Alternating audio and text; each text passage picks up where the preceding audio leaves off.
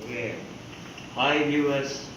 Okay, today we're gonna interview someone who can be regarded as the icon of the education, being the recent published in the Forbes magazine.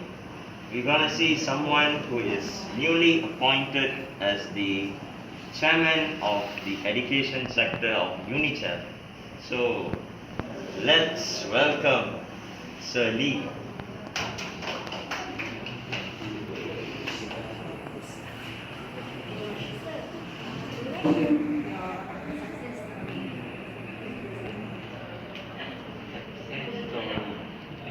Oh, you want to know my success story? How you became someone who likely to appointed as the education sector chairman? Oh, with my recent appointment as the chairman of the education sector.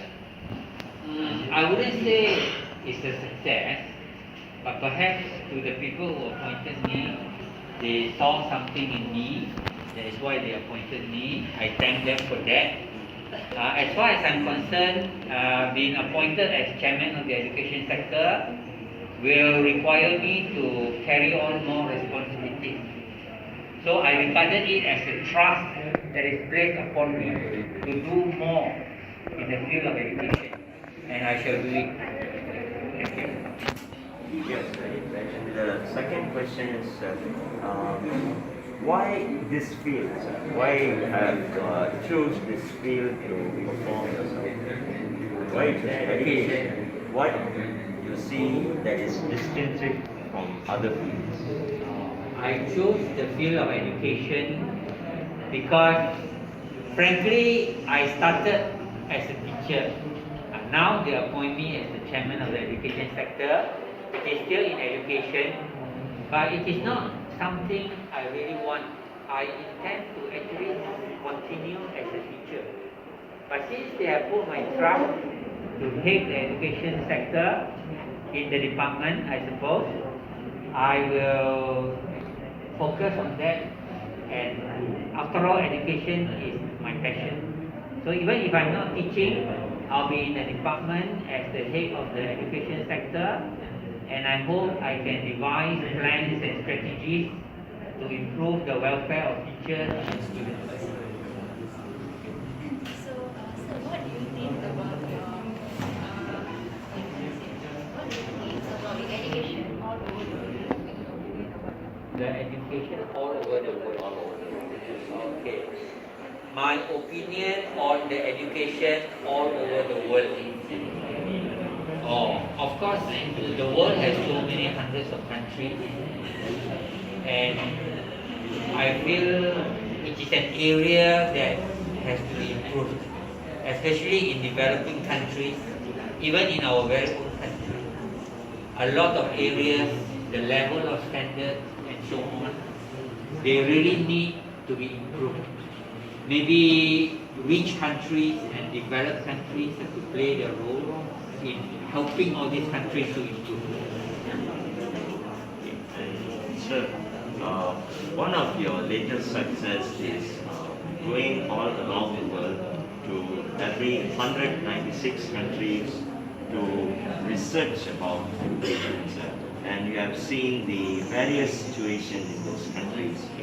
So, what have you been contributed to all over the world, sir? As there are many people, students from different backgrounds. So, how have you been contributed to them to improve their From all my visits. yes, from all Okay, from all my visits to these countries, my aim was actually to see the problems that they are facing. So after all these visits, I have noted down the various problems and struggles that all these countries are facing. So I intend to bring all these problems and issues to the United Nations so that the United Nations can compel the developed countries to help, either in terms of funding or sending experts to these countries to help whatever way they can. So that is my hope.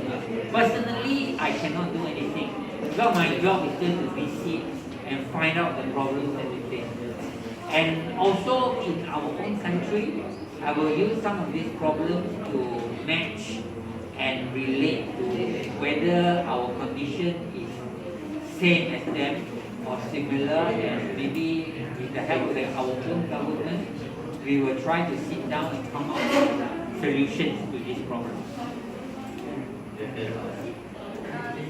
Everybody is so success and all face criticisms. So, sir, did you face any criticisms? Oh, definitely a lot. Of course, I welcome those criticisms. Criticisms are very good, but other than criticism, we even face. I wouldn't say criticism because they are not suggestions that help you to improve. We even face, maybe when I was here, before I got promoted here, there were many issues that we faced. We were sometimes faced with complaints, unjustified complaints from parents, from society, and even from colleagues. We have things that are not related to the issue of education being brought up. So these are the sad things that I think a teacher has to deal with. So next, we have heard that you are about to join politics regarding to education. So there is a fallacy that says, mainly the famous people will enter the politics for their fame. But I also concerned about your views in education. Entering the politics, what would you like to change? What you are concerned of? If I were to enter politics, yeah, thank you for your concern. Yeah, once I'm done with the education sector, I may enter politics because to me politics is also about helping people, especially if you are sincere. And being a teacher with our education background, we are actually in a position to explain to people, explain to the rakyat all the issues that affect us. So I think if you are sincere and using the background as a teacher, it is very good to venture into politics because you can really help people. Thank you for that. So, this is very countries. So, I'd like to know what do you have any unforgettable memories? In those countries. Yes, anything you would like to reminisce? Those countries that I visited. Yes, any particular country any experience?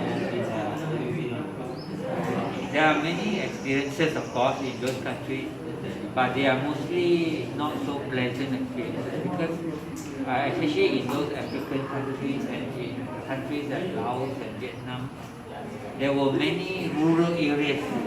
They were so poor that you feel very sad for them. So when I think back of all those places that I visited, especially those impoverished areas, I felt in our country, we are actually very lucky because most of the schools and areas in our country are quite developed, except in Sarawak and Sabah. But overall, maybe I would say 80% of our schools are well equipped, are in places that are not very remote. So with that in mind, I think I'm very happy for Malaysia, but not for those countries that are very poor. Sir, okay, for example,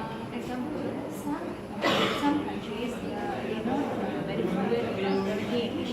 So when you visit that country, how you manage to?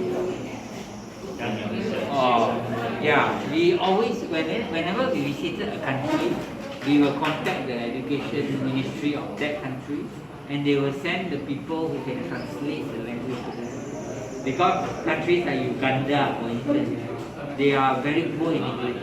So the officials from their ministry will help to translate. So that helps a lot. So this is the last question. We would like to know what's your future hope?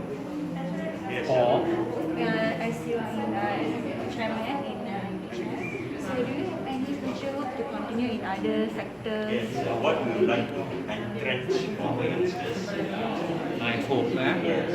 okay, my hope is that our youngsters pick up skills, not to rest on their laurels, not to be satisfied with the results they get, but to keep on improving, to keep on reading and learn.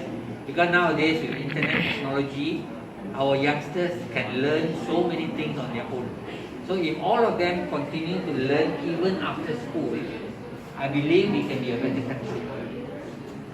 So thank you, sir, for spending You're your welcome. time. Thank you, sir. You're Thank welcome. you for being on board. Thank you for having me. Thank you.